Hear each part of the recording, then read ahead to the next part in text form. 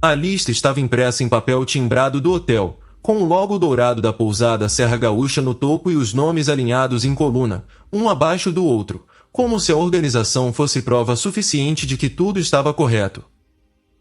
Rafael Monteiro. Dona Clarice Monteiro. Viviane Monteiro. Eduardo Monteiro. As crianças de Eduardo, Theo e Mariana. E depois, nada. 6 nomes para 7 dias em Gramado, e o 7º nome, o único que faltava, era o de Isabela. Ela leu a lista 2 vezes antes de pousar o papel na bancada da cozinha. Não porque precisasse confirmar o que os olhos já haviam registrado na primeira leitura, mas porque queria ter certeza de que o rosto permanecia neutro quando erguesse a cabeça. Era uma habilidade que havia levado anos para desenvolver, essa capacidade de transformar a expressão em superfície lisa antes que qualquer coisa chegasse perto de vazar. Quando finalmente olhou para cima, Rafael estava parado do outro lado da bancada com aquela postura que ela conhecia bem, ombros levemente curvados para dentro, queixo baixo, os olhos evitando os dela em intervalos regulares como se houvesse algo fascinante no granito cinza entre eles. Minha mãe achou que você talvez preferisse ficar, disse ele. A voz saiu baixa, quase cuidadosa demais, como quem lê uma fala ensaiada e percebe tarde demais que o texto não está convencendo. Sabe como é? 7 dias longe de São Paulo, aquele frio todo. Você nunca foi muito fã de serra. Isabela inclinou levemente a cabeça. Eu fui em Campos do Jordão com você no ano passado e não reclamei uma vez. É diferente. Ele finalmente a olhou, mas o contato durou menos de 2 segundos. Gramado é mais corrido. As crianças, minha mãe com os planos dela, meu irmão que sempre arruma confusão com o horário. Rafael. Ela não elevou a voz. Não precisava. Você está me explicando por que eu não fui convidada para a viagem da sua família ou está me pedindo para concordar que é melhor assim? Ele ficou quieto. Esse silêncio também ela conhecia, não era o silêncio de quem está pensando, era o silêncio de quem já sabe o que precisa dizer e está esperando coragem que não vai chegar. Isabela pousou a mão espalmada sobre a lista por um instante, sentindo o papel liso sob os dedos, e então ergueu a mão devagar e abriu a gaveta à sua direita. Guardou a lista. Fechou a gaveta. Tudo bem, ela disse. Aproveitem. Rafael abriu a boca, fechou.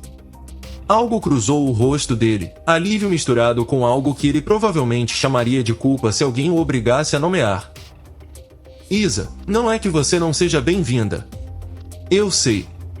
Ela pegou a xícara de café que havia deixado esfriar sobre o mármore e caminhou em direção à sala. Vou fazer uma reunião amanhã de manhã, de qualquer forma. A viagem de vocês não vai me atrapalhar. Ela ouviu o leve atrito dos pés dele contra o porcelanato enquanto ele saía da cozinha sem mais nada, e só então, de costas para a porta, ela permitiu que o canto da boca se curvasse 1 milímetro. Não era um sorriso de satisfação. Era o sorriso de quem acabou de ver uma peça se encaixar exatamente onde havia sido planejado. Às 22h37, Isabela estava sentada na pequena mesa de trabalho do quarto de hóspedes, não o quarto principal, não o escritório de Rafael, mas o cômodo neutro que ela havia convertido em espaço de pensar sem que ninguém na casa soubesse disso. A janela dava para a lateral do condomínio em Jardins, e a luz das lamparinas de rua entrava filtrada pela veneziana em listras finas que cruzavam um notebook aberto sobre a superfície. Ela abriu a segunda gaveta da mesa, aquela com a fechadura pequena que Rafael jamais havia perguntado para que servia, e tirou o celular preto sem capa. Não era o iPhone branco que ficava sempre sobre a bancada da cozinha, o que recebia os recados de Rafael e as mensagens de grupo da família Monteiro com fotos de almoço de domingo. Este era diferente, sem capa, sem película, com um número que não constava em nenhuma lista de contatos da família. Ela desbloqueou, abriu o aplicativo de mensagens criptografadas e digitou para Fernanda Luz, *amanhã, 10 da manhã. Sala B. Traga o contrato original e os anexos do acordo de *. A resposta veio em menos de 40 segundos, *entendido. Tudo pronto da nossa parte asterisco. Isabela fechou o aplicativo, desligou a tela e recolocou o celular na gaveta. Girou a pequena chave. Então ficou olhando para a veneziana por um tempo, deixando o pensamento assentar como o café no fundo da xícara, denso, amargo, e exatamente onde precisava estar. Ela havia esperado 2 anos por essa lista. Não pela lista em si, claro, não havia como saber que viriam na forma de um papel timbrado com um logo dourado. Mas havia esperado por um movimento assim, um passo grande o suficiente para justificar o que já estava preparado. Dona Clarice era previsível na sua imprevisibilidade, ou melhor, era previsível nos seus objetivos, apenas criativa nos métodos. O objetivo havia sempre sido o mesmo desde o dia do casamento, quando a matriarca a abraçou diante dos fotógrafos com um sorriso tão bem calibrado que qualquer pessoa a menos de 5 metros julgaria genuíno, enquanto sussurrava perto do seu ouvido, asterisco, você vai durar o que meu filho demorar para enxergar o que eu já sei. Asterisco. Isabela havia respondido com um sorriso igualmente calibrado e não havia repetido a frase para ninguém. Havia apenas anotado mentalmente e começado a planejar. O que Dona Clarice não sabia, o que ninguém na família Monteiro sabia, incluindo o próprio Rafael, era que a Lumiar Capital havia injetado 43 milhões de reais no Grupo Monteiro nos últimos 24 meses. Entrada discreta, estruturada em 3 operações separadas através de uma subsidiária com um nome diferente em cada rodada, auditada por uma firma de Curitiba que não tinha relacionamento visível com ninguém em São Paulo. O Grupo Monteiro havia chamado aquilo de parceria estratégica com investidor institucional nos seus relatórios internos e seguido em frente sem questionar com profundidade quem estava do outro lado. A Lumiar Capital era de Isabela. Não diretamente, não da forma que aparecia em nenhum registro público. Mas o fundo havia sido estruturado 4 anos antes do casamento, quando ela ainda trabalhava numa boutique de gestão no Itaim Bibi e entendia, com clareza clínica, que o dinheiro que move empresas familiares raramente tem o nome da pessoa certa na frente. Ela havia aprendido isso observando. E havia aprendido, também, que o acordo de, uma cláusula específica inserida no contrato de parceria com o Grupo Monteiro, podia ser ativado se a parte gestora julgasse que houve deterioração grave nas condições de governança interna da empresa parceira. Isolamento deliberado de cônjuge do sócio majoritário contava como deterioração grave. Ela havia se certificado disso pessoalmente com o advogado que redigiu o texto. Ela não havia esperado usar o acordo de. Havia esperado que Clarice fosse longe o suficiente para justificá-lo. E agora, com a lista no papel timbrado dentro da gaveta da cozinha e Rafael dormindo no quarto ao lado sem saber que havia entregado à mãe exatamente o que Isabela precisava, estava na hora. Ela fechou o notebook. Apagou a luz. E antes de sair do quarto, parou por um segundo com a mão na maçaneta e deixou a sensação passar, não triunfo, não raiva, mas algo mais parecido com a clareza que vem quando uma espera muito longa finalmente termina. No quarto principal, ela ouviu Rafael se virar na cama. Não entrou. Voltou para o seu lado da casa e dormiu 7 horas sem interrupção, como sempre dormia quando havia tomado uma decisão que não precisava mais ser revisada. O carro da família Monteiro saiu às 7h15 da manhã de uma quinta-feira, com as malas empilhadas no bagageiro do SUV de Eduardo e Dona Clarice no banco do passageiro da frente do veículo de Rafael, conversando sobre restaurantes em Gramado com a propriedade de quem já havia reservado mesa 3 semanas antes. Viviane ia no terceiro assento com os fones no ouvido, mas Isabela sabia, pela posição do corpo da cunhada, ombros virados levemente para a janela, perna cruzada em direção à porta, que ela não estava ouvindo música. Estava observando.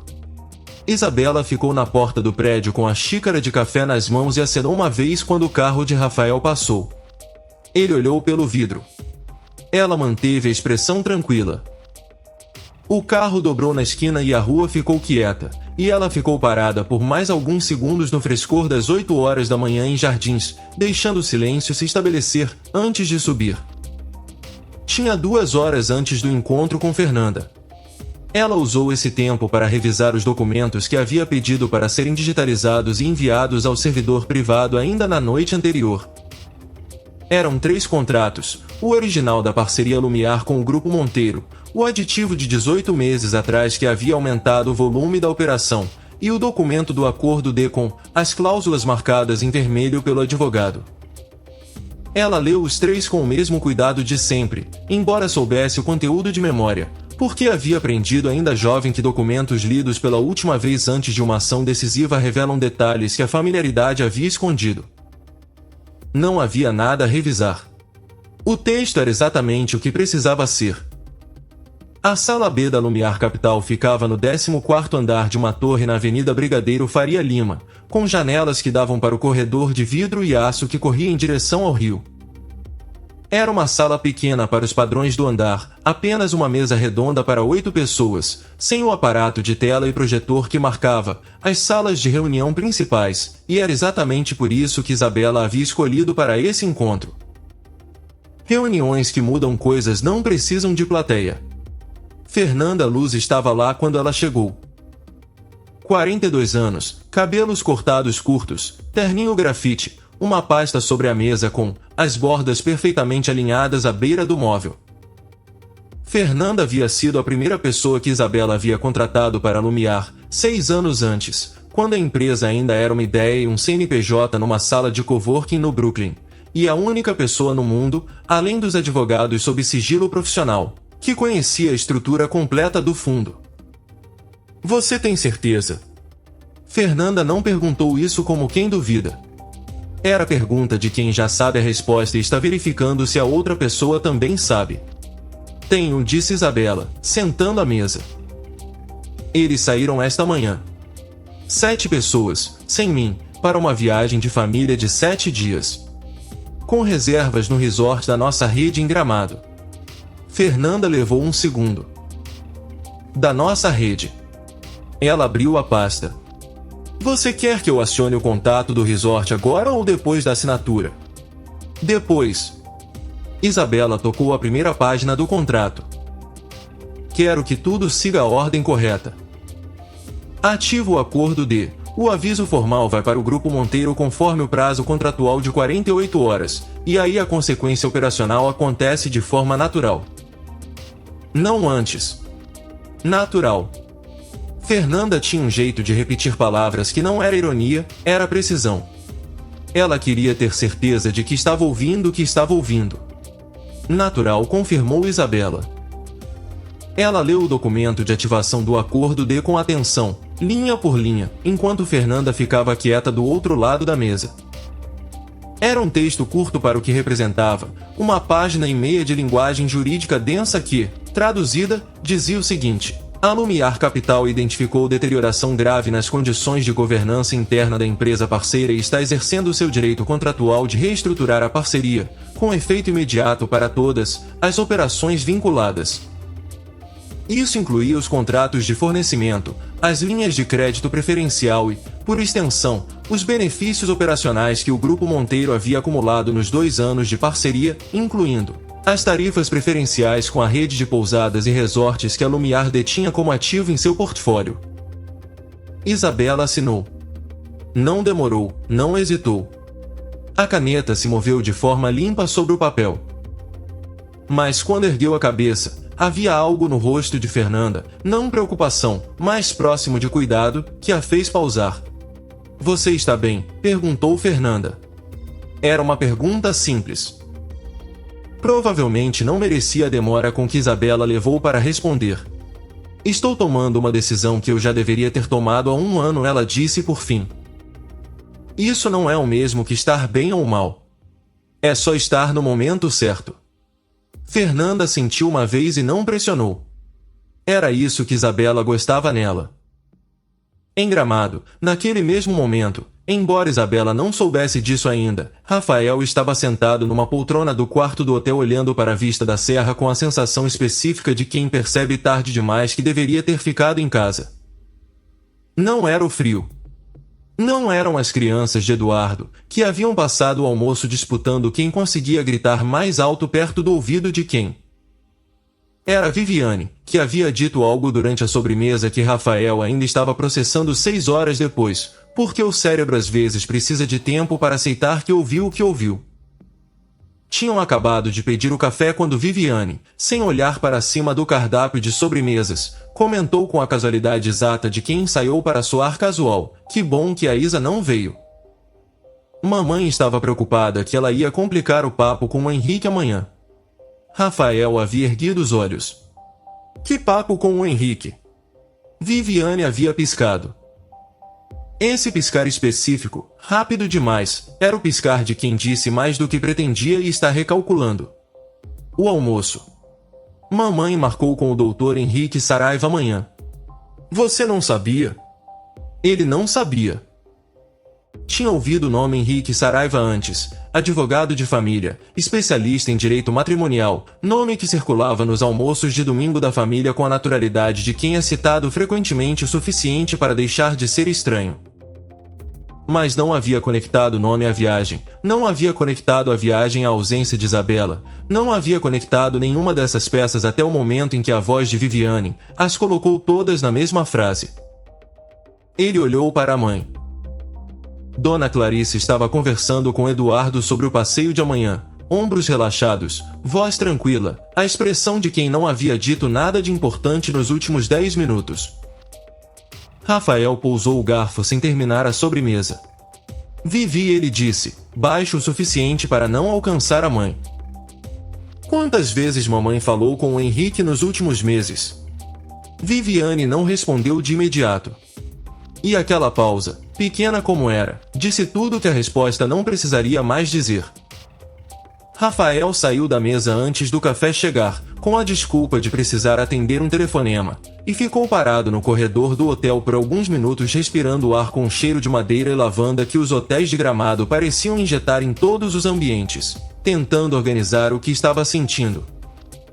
Não era raiva, era algo mais desconfortável do que raiva, porque raiva tem direção clara e o que ele sentia era difuso, espalhado, um mal-estar sem endereço certo.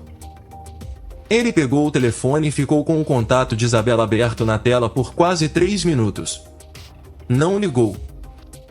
Deu ao silêncio o nome de "não quero preocupá-la" sem ter certeza do que está acontecendo e reentrou na sala de jantar quando o café chegou, e fingiu que a sobremesa estava boa, e respondeu às perguntas da mãe sobre o passeio de amanhã com a convicção estudada de quem está adiando uma decisão que já sabe que vai precisar tomar. No 14º andar em Faria Lima, Isabela fechou a pasta, agradeceu a Fernanda e saiu pela entrada de serviço como sempre fazia, sem assinar o registro de visitantes do andar, sem aparecer no sistema de câmeras da recepção principal. Era um hábito antigo. Discreto até o final. Rafael voltou de Gramado no 3º dia. Não havia nenhum anúncio, nenhuma mensagem avisando, nenhuma ligação explicando. Isabela soube que ele havia chegado pelo som específico da fechadura eletrônica do apartamento, um clique que ela reconhecia mesmo 2 cômodos de distância, e pela sequência que se seguiu: mala arrastada, chave da carro pousada sobre a bancada da entrada com mais força do que o habitual, passos que se aproximavam não pela cozinha mas pelo corredor lateral, que era o caminho mais direto para onde ela estava. Ela estava na sala de leitura, sentada na poltrona de couro bege com um relatório sobre o colo, quando ele apareceu na porta. O blazer estava amassado e havia algo nos olhos dele, não o olhar vago de viagem longa, mas algo mais tenso, mais interno, como quem passou horas olhando para dentro em vez de para fora. Você sabia que minha mãe marcou uma reunião com o Henrique Saraiva durante a viagem? Ele disse. Sem saudação. Sem prefácio. Isabela fechou o relatório devagar. Sente. Isa. Sente, ela repetiu, com a mesma calma, e apontou para o sofá à sua frente. Ele sentou. Estava inquieto, a perna esquerda com um leve movimento, as mãos juntas sobre os joelhos. Ela esperou que o silêncio fizesse o trabalho que as palavras fariam pior. Viviane deixou escapar, ele disse por fim. Que a minha mãe estava preocupada que você complicasse o papo com o advogado. Eu fui perguntar para minha mãe e ela disse que era só uma consulta de rotina sobre o patrimônio da família. Ele pausou. Mas eu sei o que é uma consulta de rotina e eu sei o que é uma reunião com o Henrique Saraiva às 10 da manhã durante uma viagem da qual minha esposa foi deliberadamente excluída. Isabela o olhava enquanto ele falava. Havia uma tensão no queixo dele que ela raramente via, uma contração pequena mas constante, como quem mastiga algo que não desce. Você sabia? Ele perguntou de novo. Mais direto agora. Que sua mãe estava consultando um advogado matrimonial. Isabela considerou a pergunta com cuidado genuíno. Não com essa especificidade. Mas sabia que ela estava se movendo nessa direção há algum tempo. O silêncio que se seguiu foi diferente dos silêncios anteriores de Rafael. Mais pesado. Como superfície que cede sob pressão. E você não disse nada. Não. Ela não ofereceu justificativa imediata. Por quê? Ela pousou o relatório na mesinha lateral e juntou as mãos sobre o colo. Porque eu queria ver o que você faria quando ficasse sabendo por conta própria. A honestidade da frase o atingiu de uma forma que ele claramente não estava preparado. Ele ficou olhando para ela por um momento com a expressão de alguém que recebeu uma informação e está recalibrando o quadro inteiro em função dela. Isso é um teste, ele disse. Não era acusação, era constatação, e por isso era pior. Era uma espera, Isabela corrigiu. Há uma diferença. Eu não organizei nada para verificar se você ia me decepcionar. Eu simplesmente não me surpreendi quando você decepcionou. Ela disse isso sem crueldade na voz, com a mesma temperatura neutra de quem descreve um fato meteorológico. Você estava com o telefone na mão por 3 minutos no terceiro dia e não ligou. Eu sei porque o sistema de localização do plano familiar registra conexão de rede. Não é monitoramento, é o mesmo plano que você configurou 2 anos atrás e nunca cancelou. Rafael ficou muito quieto. Você voltou agora porque sentiu que estava errado, ela continuou. Isso é bom. Você demorou 2 dias e meio para agir em função desse sentimento, mas voltou. Isso também conta. Ele passou a mão pelo cabelo. Era um gesto que ela associava a momentos em que ele estava tentando organizar algo que resistia à organização. Isa, o que você quer que eu faça? Você quer que eu bata o pé com a minha mãe? Que eu exija que ela... Eu quero que você pare de tratar a posição da sua mãe como um clima que você precisa administrar e comece a tratá-la como uma escolha que tem consequências, disse Isabela, tranquila. Não estou te pedindo para bater o pé em ninguém. Estou te dizendo que existe uma diferença entre um marido que discorda de algo que a mãe faz e um marido que escolhe não agir porque é mais confortável assim. Ele ficou olhando para as mãos.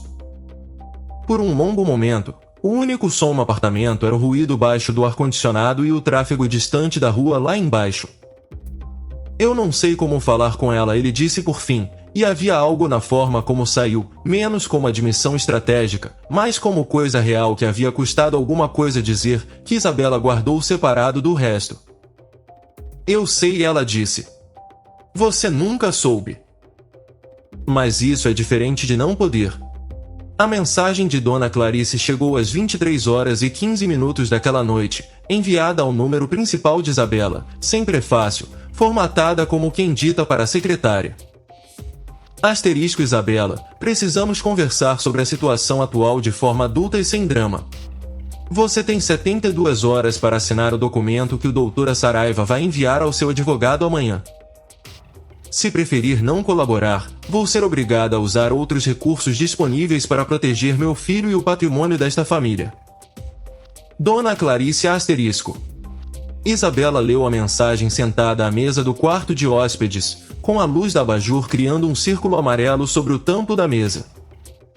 Leu uma vez, depois outra, prestando atenção ao que a mensagem revelava além do conteúdo explícito.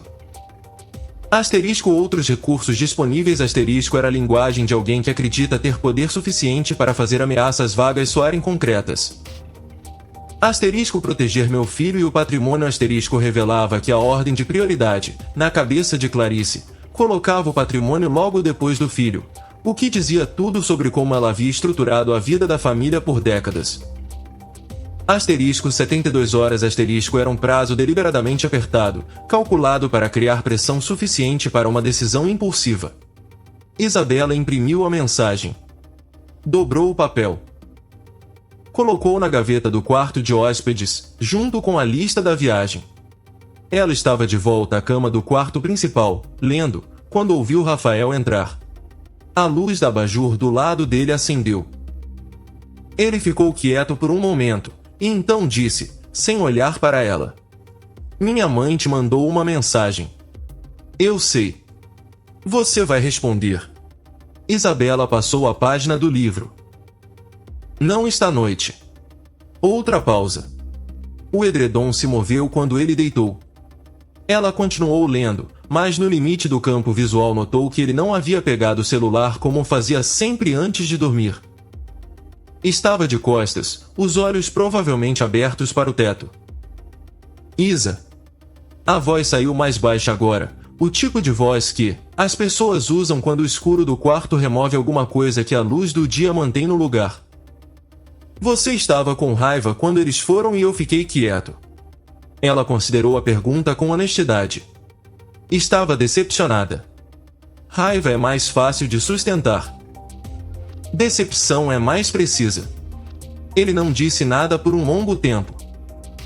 "Depois, eu deveria ter falado antes deles confirmarem a lista sem o seu nome." "Sim. Eu me convenci de que você ia entender." Entender não é o mesmo que aceitar.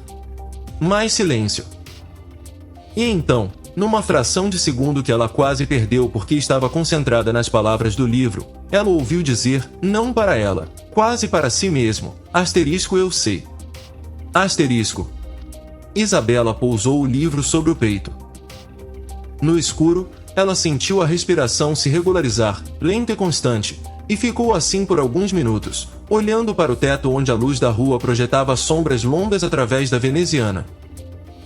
Havia uma rachadura pequena no teto, perto da moldura, que ela havia notado há uns 6 meses e nunca comentado. Pensou em comentar agora e decidiu que não era a hora. Havia coisas mais urgentes rachando, e essa era pequena o suficiente para esperar. Quando Rafael finalmente dormiu, ela reconhecia a respiração de sono dele, mais lenta, com um leve atraso entre uma exalação e a próxima. Isabela ficou acordada por mais 1 hora. Não estava planejando nada. O planejamento já havia terminado. Estava simplesmente deixando a noite acontecer ao seu redor, sentindo o peso específico de estar a 72 horas de um ponto sem retorno e descobrindo que o peso era suportável.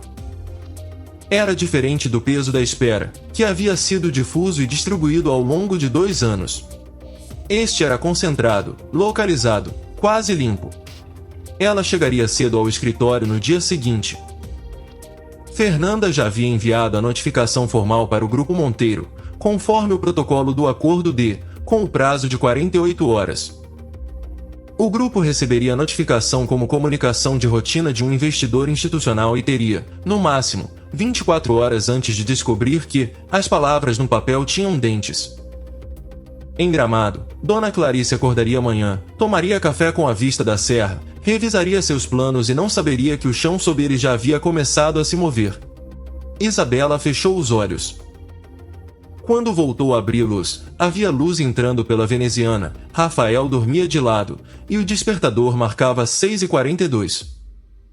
Ela se levantou sem fazer barulho, foi ao quarto de hóspedes, abriu a gaveta e passou os dedos sobre as 2 folhas dobradas que estavam lá, a lista e a mensagem de Clarice. Deixou ambas no lugar. Fechou a gaveta. Foi ao banheiro. Começou o dia.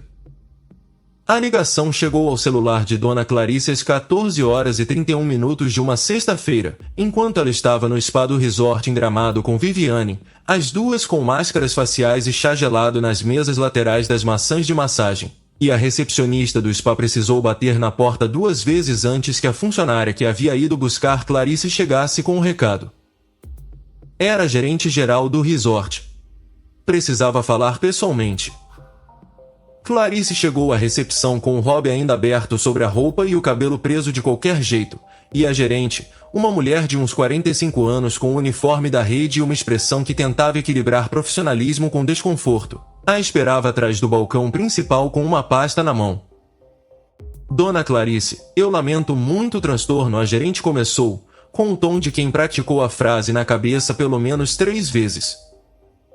Recebemos esta manhã uma comunicação da administração central da Rede Lumiar, que é a empresa que detém este resort e outros 5 da nossa rede, informando a rescisão imediata dos contratos de parceria preferencial com o Grupo Monteiro. Por força dessa rescisão, as reservas vinculadas ao benefício preferencial foram canceladas com efeito a partir de hoje ao meio-dia. Clarice ficou olhando para a gerente por um momento com a impassibilidade de quem não compreendeu imediatamente. Canceladas. Sim, senhora. As 3 suítes. A reserva do restaurante privativo para amanhã à noite e o pacote de atividades do final de semana também estão incluídos na rescisão. A gerente pausou. Nós temos disponibilidade em acomodações padrão, caso a família queira permanecer, mas a tarifa seria comercial normal, sem o desconto de parceria. Rede Lumiar. Clarice repetiu o nome como quem procura um arquivo em memória. Quem é a Rede Lumiar? A gerente abriu a pasta. É o fundo de investimentos que detém este resort. A comunicação que recebemos dela girou o papel na direção de Clarice. Está assinada pela diretoria executiva da Lumiar Capital. Clarice inclinou-se para ler. O papel tinha o logo da Lumiar no topo, limpo, minimalista, e o texto em linguagem jurídica compacta, e no rodapé, a assinatura da diretoria executiva. Mas não era a assinatura que fixou o olhar de Clarice por quase 10 segundos. Era a linha logo acima dela, que identificava a representante que havia autorizado pessoalmente a ativação do acordo de conforme o contrato de parceria firmado com o Grupo Monteiro. Asterisco Isabela Ferreira Monteiro, gestora executiva, Lumiar Capital asterisco. O papel crispou levemente nas mãos de Clarice. A gerente estava dizendo algo sobre disponibilidade de datas alternativas e condições de reembolso, mas as palavras chegavam através de uma camada que havia se formado entre o mundo externo e o interior de Clarice, espessa como vidro temperado. Isabela Ferreira Monteiro. O sobrenome que ela havia passado 2 anos tratando como acessório temporário estava impresso num documento corporativo como identificação de quem havia acabado de desfazer, com uma cláusula contratual. 2 anos de benefícios que o Grupo Monteiro havia acumulado como se fossem permanentes. Preciso ligar para o meu filho, disse Clarice. A voz saiu mais seca do que o habitual. Rafael estava na varanda do quarto quando o celular tocou com o número da mãe. Havia passado a tarde andando pela cidade sozinho, um hábito que havia retomado nesses 2 dias desde a conversa com Isabela na noite anterior, essa necessidade de movimento físico quando o pensamento não encontrava onde se assentar. Rafael. A voz de Clarice tinha uma qualidade diferente. Não urgência, algo mais próximo de controle forçado, o tipo de calmaria que precisa de esforço. Eu preciso que você vá até a recepção do hotel agora. E preciso que você explique para mim o que é a Lumiar Capital. Ele parou de caminhar. O que é a Lumiar Capital? É o que eu perguntei para você. Mãe, eu não sei o que é a Lumiar Capital. O silêncio que seguiu foi diferente de qualquer silêncio que ele havia ouvido da mãe antes. Não o silêncio calculado de quem está formulando resposta, mas o silêncio de quem está recalibrando uma estrutura inteira a partir de uma informação que chegou de forma errada. A nossa reserva foi cancelada, disse Clarice. As 3 suítes, o restaurante, os pacotes. Cancelados por uma empresa chamada Lumiar Capital, que é dona deste resort e que assinou um contrato de parceria com o Grupo Monteiro há 2 anos. E o nome da pessoa que autorizou o cancelamento, ela pausou, é o nome da sua esposa. Rafael ficou parado na varanda com o telefone na orelha e a vista de gramado à sua frente, as árvores, o início da neblina de fim de tarde, as luzes do centro que começavam a pontilhar o vale, e processou o que a mãe havia dito com uma lentidão que não era estupefação, mas o tipo de calma que vem quando os elementos de um quebra-cabeça começam a se encaixar com clareza súbita. Tudo bem, mãe, ele disse. Eu cuido do hotel. Vocês ficam nas suítes esta noite, eu pago a tarifa. Mas agora eu preciso desligar. Rafael, o que significa isso? Você sabia? Não sabia. Mas eu sei agora o que eu preciso fazer. Ele desligou. A primeira coisa que Rafael fez foi voltar ao quarto e abrir o laptop. Digitou Lumiar Capital São Paulo na barra de busca e ficou olhando para os resultados. Site institucional discreto, fundo de investimentos com portfólio em hotelaria, agronegócio e tecnologia, informações de contato sem nomes diretores visíveis. Exatamente a estrutura de uma empresa que existe para ser encontrada por quem precisa, mas não para aparecer em manchete. Mas havia um detalhe numa matéria de 2 anos atrás num portal de negócios, uma nota breve sobre o aporte no Grupo Monteiro, que mencionava a gestora do fundo com iniciais, IFM. Isabela Ferreira Monteiro. Rafael fechou o laptop. Ficou sentado na beira da cama por um momento com as mãos abertas sobre os joelhos, olhando para o carpete do quarto. Depois se levantou, foi até a mochila que havia trazido para a viagem, mochila pequena, a que ele usava quando viajava sem mala despachada, e tirou a carteira, o carregador, o caderno que carregava sempre. No fundo da mochila, dobrado em 4, havia um envelope que a secretária da mãe havia colocado lá antes da viagem com a instrução de guardar para o caso de precisar. Ele havia colocado lá sem pensar, sem abrir, no dia da partida. Nunca havia pensado mais nisso. Ele abriu o envelope agora. Era um documento pré-preenchido. Acordo de separação consensual. O nome dele já estava no campo indicado. Havia uma linha para assinatura do requerente masculino, outra para a cônjuge feminina, data em branco. O advogado indicado era o Dr. Henrique Saraiva. Rafael ficou com o documento na mão por um tempo que não soube medir. Lá fora, a neblina havia descido mais e as luzes do vale brilhavam difusas, esfumaçadas, como fotografia fora de foco. O celular de Isabela tocou às 16 horas e 42 minutos. Ela estava no escritório da Lumiar, revisando a documentação do aviso formal enviado ao Grupo Monteiro, quando o número de Rafael apareceu na tela. Ela deixou tocar 2 vezes, não para construir efeito, mas porque estava no meio de uma frase no documento e precisava terminar o pensamento, e então atendeu. Rafael. Você deveria ter me contado. A voz dele era diferente da noite anterior. Não havia mais o tom cuidadoso de quem escolhe palavras. Havia apenas o som de alguém que chegou a um lugar e está olhando para o que encontrou lá. 2 anos, Isa. Você estava injetando dinheiro na empresa da minha família há 2 anos e eu não sabia. Não, disse ela, com precisão.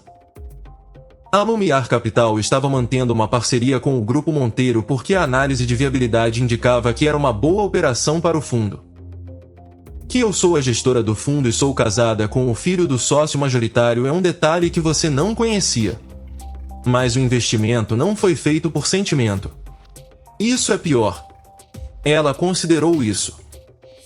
Talvez. Mas você não vai me dizer que preferia que o grupo tivesse quebrado há 18 meses quando a linha de crédito original venceu. Pausa longa. Ela ouvia a respiração dele, ligeiramente mais acelerada do que o normal, e o som abafado do que parecia ser vento ou névoa passando pela varanda de um quarto de hotel. Você encontrou o documento da minha mãe na mochila, ela disse. Não era pergunta. Mais silêncio. Depois, como você sabia que estava lá? Não sabia. Mas sua mãe age com camadas. Sempre há um documento.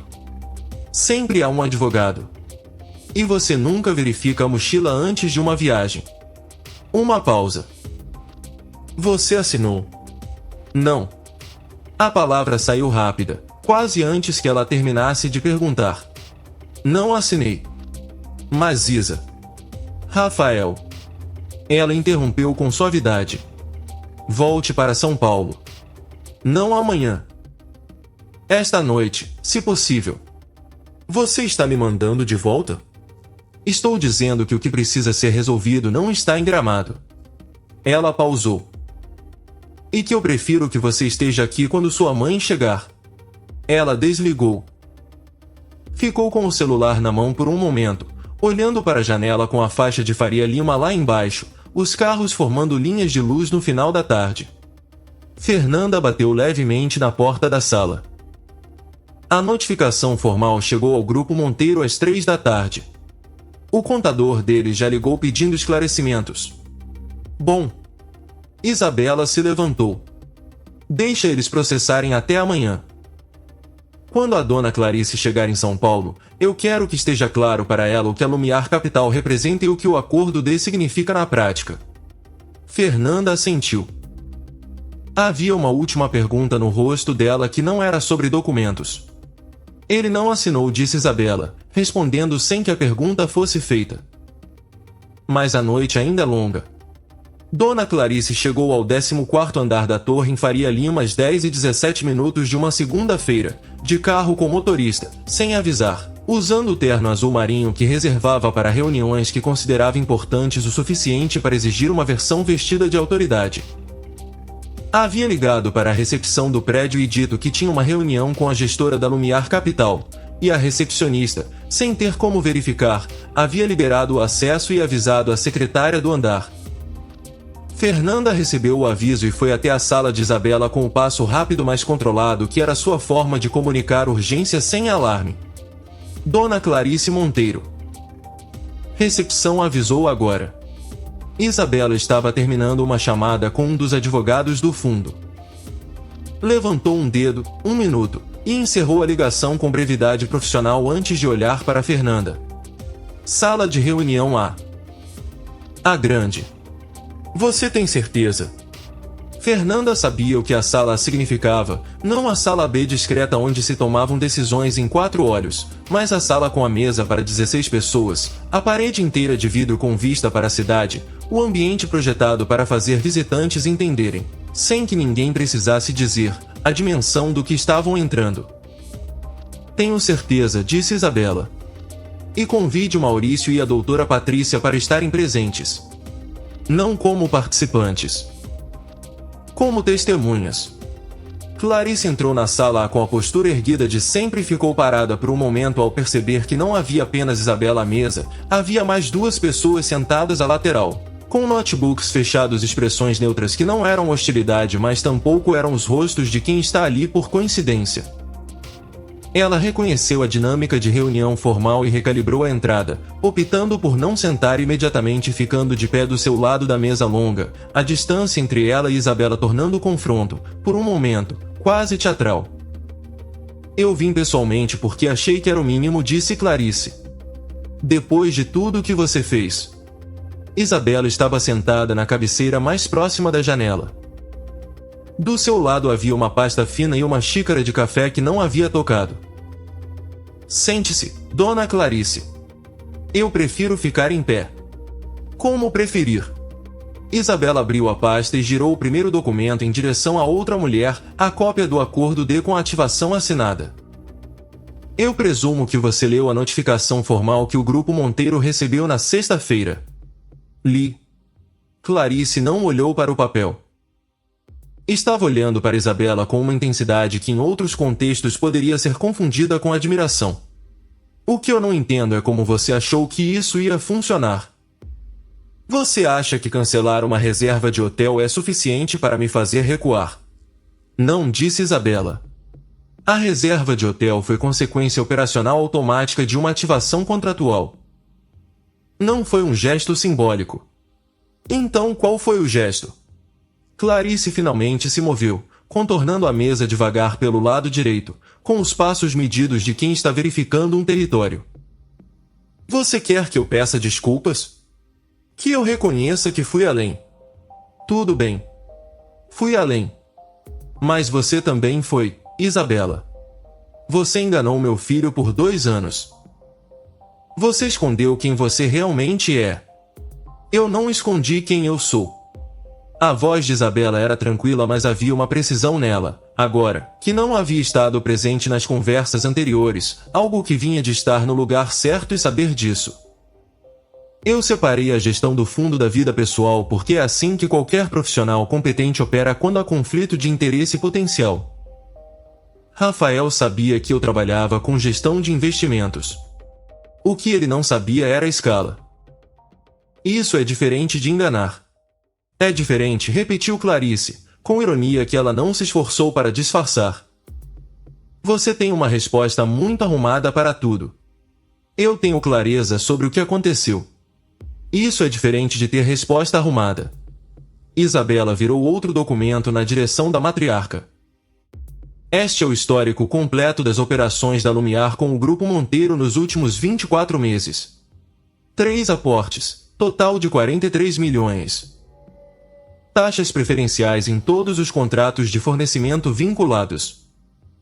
Linha de crédito que evitou um problema de liquidez em março do ano passado que, sem intervenção, teria resultado em atraso de folha de pagamento para 217 funcionários. Ela pausou.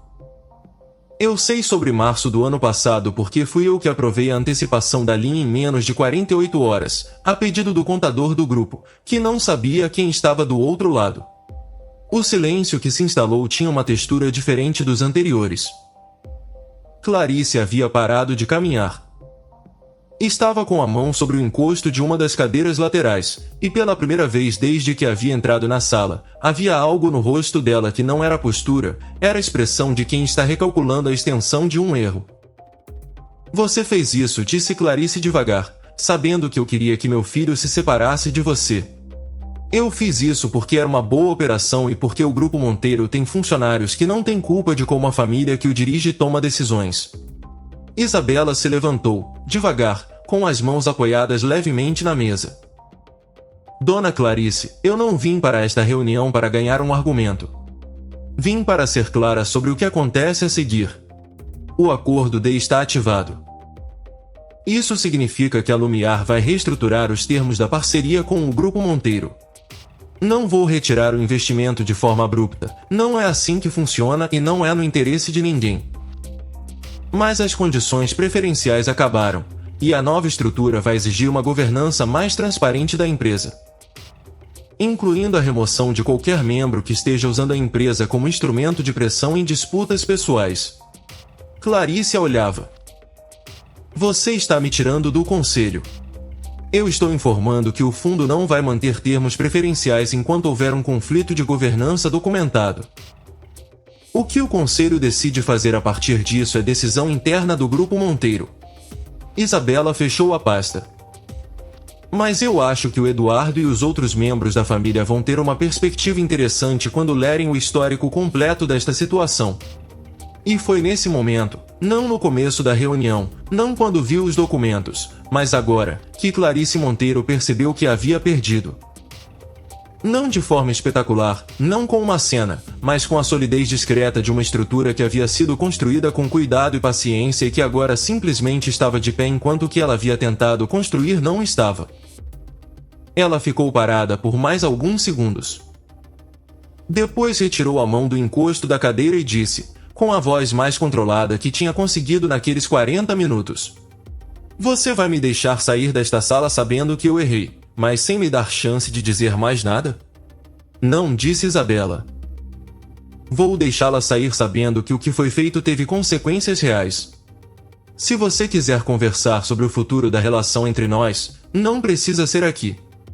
Uma pausa. Pode ser num domingo de almoço, se um dia a família voltar a ter almoços de domingo que incluem todo mundo na lista. Clarice saiu sem responder.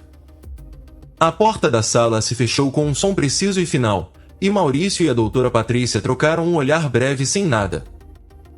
Isabela ficou de pé por um momento com os olhos na cidade lá fora, no corredor de Faria Lima afogado no sol da manhã, e então, lentamente, sentou de volta. Fernanda entrou pela porta lateral 15 segundos depois. Como foi? Foi, disse Isabela. E não disse mais nada. O telefone tocou 20 minutos depois que Isabela voltou para a sala menor, com Fernanda revisando os próximos passos da reestruturação. Era um número que ela não reconheceu de imediato, mas o prefixo de Gramado a fez atender. Era a secretária do Dr. Saraiva. Senhora Monteiro, eu lamento entrar em contato desta forma. O doutor me pediu para avisá-la que recebemos a assinatura do requerente masculino no acordo de separação ainda na sexta-feira à noite. Conforme o protocolo, precisaríamos da sua assinatura para protocolar o processo. Eu gostaria de agendar. Isabela não ouviu o resto da frase. Havia um zumbido no espaço entre a informação e o que ela havia esperado, e nesse zumbido ela ficou por alguns segundos antes de dizer: com a voz que não revelava nada, obrigada pelo aviso. Eu retorno o contato. Desligou. Fernanda havia parado de falar. Estava olhando para ela com aquela atenção cuidadosa que não pedia nada. Ele assinou, disse Isabela. As duas ficaram quietas. Lá fora, um avião cortava o céu em direção ao Congonhas, deixando um risco branco fino que o vento desfaria em minutos. Quando? Perguntou Fernanda. Sexta à noite. Isabela fez o cálculo. Sexta à noite era depois da ligação deles. Depois de ela dizer que preferia que ele voltasse. Depois de ele dizer que não havia assinado. Talvez ele não soubesse o que estava assinando, disse Fernanda, não como conforto, mas como hipótese real. Ou sabia e achou que era uma forma de me proteger. Isabela ficou olhando para a mesa por um momento. Que é exatamente o tipo de coisa que ele faria. Ela se levantou. Pegou a bolsa. Eu volto mais tarde para terminar o relatório. Isabela. Fernanda parou com suavidade. Para onde você vai? Pinheiros, ela disse. Tenho uma chave de um lugar que eu devia ter ido antes. O apartamento de Pinheiros havia sido dela antes do casamento, 2 quartos, janelas que davam para o arvoredo da rua Teodoro Sampaio. Um apartamento que ela havia comprado aos 29 anos com a primeira comissão grande da sua vida e que havia mantido alugado desde o casamento porque havia algo nela que resistia a vender. Era o tipo de resistência que não tem nome claro na hora, mas que o tempo acaba justificando. Os inquilinos haviam saído há 4 meses. Desde então estava vazio, com os móveis cobertos de pano e o cheiro de um lugar que aguarda alguém. Isabela havia ido lá uma vez para verificar as condições gerais e havia ficado na porta por 15 minutos antes de travar e ir embora. Hoje ela entrou. Tirou os panos das 2 poltronas da sala. Abriu a janela que dava para a rua, deixando entrar o barulho do bairro, o ônibus, o cachorro do vizinho de baixo, o vendedor de amendoim que passava todas as tardes na esquina. Ficou parada no meio da sala por um momento, sentindo o espaço ao redor dela, antes de sentar numa das poltronas e ficar olhando para a janela aberta. Havia tomado as decisões certas. Sabia disso com a mesma clareza que sabia qualquer outra coisa verificável. A Clarice havia recuado. O Grupo Monteiro seria reestruturado com termos mais justos. Os 43 milhões não haviam sido perdidos. Havia construído tudo isso com paciência e precisão e havia chegado ao momento exato em que precisava estar. E Rafael havia assinado um papel que ela não havia pedido, provavelmente por uma razão que ela já havia identificado como sendo dele, não dela, aquela incapacidade de deixar que os outros suportem o próprio peso, e esse era o problema que nenhum acordo resolvia. O interfone do apartamento tocou às 16h40. Ela ficou olhando para o aparelho na parede por 2 toques inteiros antes de levantar e apertar o botão. Sim. Isa. A voz de Rafael no pequeno alto-falante tinha a qualidade abafada e distorcida dos interfones antigos, mas ela o reconheceu. Eu sei que você está aí. O carro da Fernanda está na rua. A Fernanda foi embora de Uber. Uma pausa. Então o carro dela ficou aqui. Ela às vezes deixa aqui quando vai almoçar perto. Pausa. Como você sabia onde era? Eu pedi o endereço para Fernanda. Isabela ficou com o dedo sobre o botão de liberação da porta por um momento. Depois disse, sobe. Rafael chegou à porta do apartamento com a jaqueta ainda no braço e o cabelo com a textura de quem passou o dia em deslocamento. Ele havia voltado de Gramado naquela manhã. Ela soube depois, no primeiro voo disponível depois da ligação de sexta. Estava parado no corredor olhando para ela com uma expressão que não era a expressão de quem foi pego em erro, mas de alguém que chegou a um lugar e sabe que o que vem a seguir vai exigir mais do que chegou trazendo. Eu assinei o documento, ele disse, antes que ela abrisse a boca. Sexta à noite. Minha mãe tinha mandado pelo motorista com uma mensagem dizendo que era para proteger você de qualquer complicação futura com o processo. Ele pausou. Eu sei como isso soa. Soa como algo que uma mãe controladora diz para um filho que não quer tomar uma decisão, mas quer acreditar que está tomando a decisão certa, disse Isabela. Não havia raiva na voz. Havia cansaço, não o cansaço de quem chegou ao limite, mas de quem chegou ao final de uma jornada longa e precisa decidir o que fazer com o que encontrou lá. Eu sei. Ele não entrou. Continuava na soleira da porta. Posso entrar?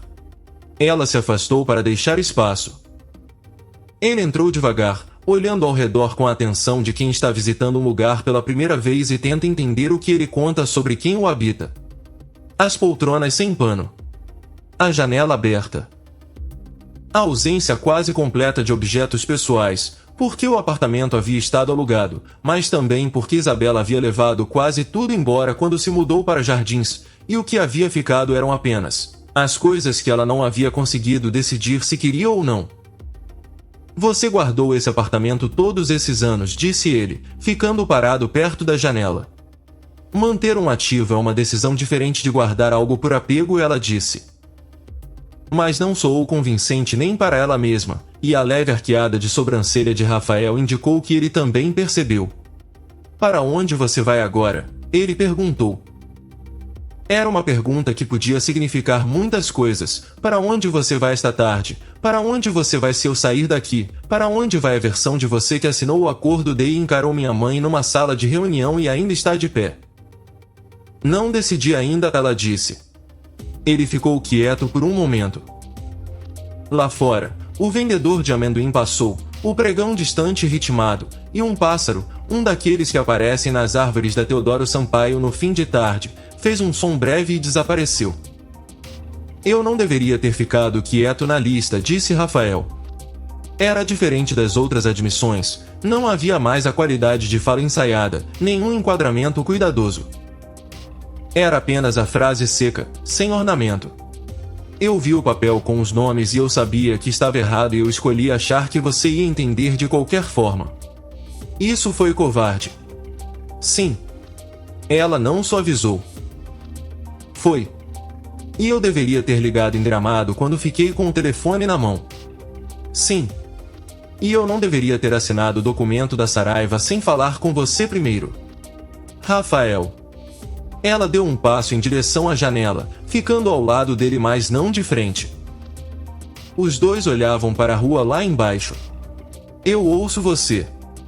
Mas, não deveria ter dito por alguém que está de pé na minha porta, não me diz onde você vai estar quando a próxima decisão aparecer. Quando sua mãe fizer a próxima jogada, e ela vai fazer, mesmo que menor. Quando algo difícil de sustentar aparecer e o caminho mais fácil for o silêncio. Ele virou o rosto para ela. Ela continuava olhando para a rua. Então o que você quer que eu faça? Ele perguntou.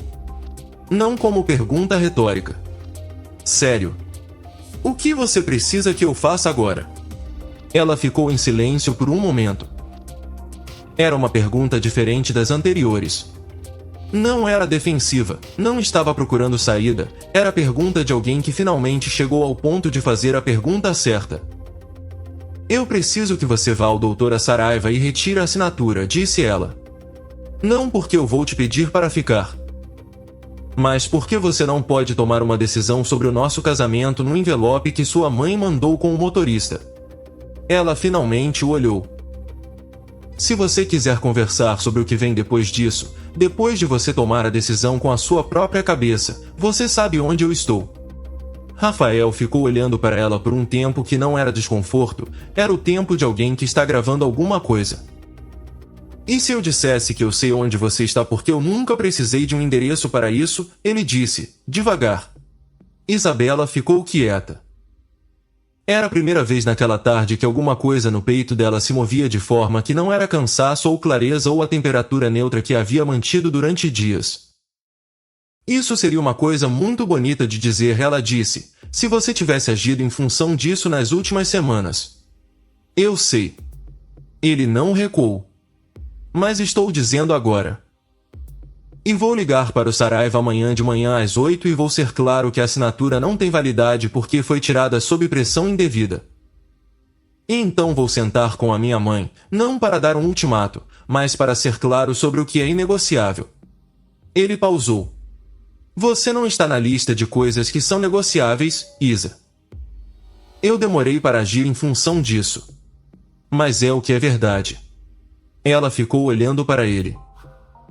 A janela aberta deixava entrar o barulho da rua, o ônibus, o cachorro, o fim de tarde de Pinheiros, e havia algo naquele som, específico e ordinário e completamente real, que tornava o momento difícil de tratar como abstração. O apartamento está vazio, ela disse por fim. Se você quiser falar mais, pode sentar. Não tem muito onde sentar, mas tem as poltronas. Rafael olhou para as poltronas. Olhou para ela. As poltronas estão boas, ele disse. Eles sentaram. E começaram, devagar, com um vocabulário incompleto de pessoas que estão aprendendo uma língua em que as palavras não são ornamento mas construção, a falar sobre o que havia sido silenciado e o que precisava ser dito em voz alta para existir de fato. 2 semanas depois, o conselho do Grupo Monteiro se reuniu para discutir os novos termos da parceria com a Lumiar Capital. Eduardo estava presente, e 2 conselheiros independentes que a Lumiar havia indicado como condição da reestruturação, e Rafael, que havia assumido, a pedido do próprio conselho, a posição de representante familiar na negociação, num rearranjo que Dona Clarice havia resistido por 4 dias antes de recuar diante da unanimidade dos outros membros. Dona Clarice não estava na reunião. Havia pedido afastamento temporário por razões de saúde, a frase usada no comunicado interno, e ninguém havia insistido em mais detalhes. O acordo foi fechado naquela tarde, com termos mais exigentes em governança e mais justos em rendimento para ambos os lados. Rafael assinou pelo Grupo Monteiro. Isabela assinou pela Lumiar. Quando as canetas foram recolhidas e os advogados começaram a organizar as cópias, Rafael a olhou do outro lado da mesa com a expressão de alguém que está começando a se acostumar com a versão completa de uma pessoa que havia conhecido em partes. Isabela recolheu a pasta.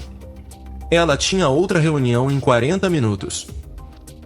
Mas na porta da sala, antes de sair, ela parou um momento e disse, sem virar para ele, apenas para a porta, para o corredor além dela, para o resto do dia que aguardava do outro lado. Sexta que vem. Almoço. Se você quiser. Ela não esperou resposta. Saiu.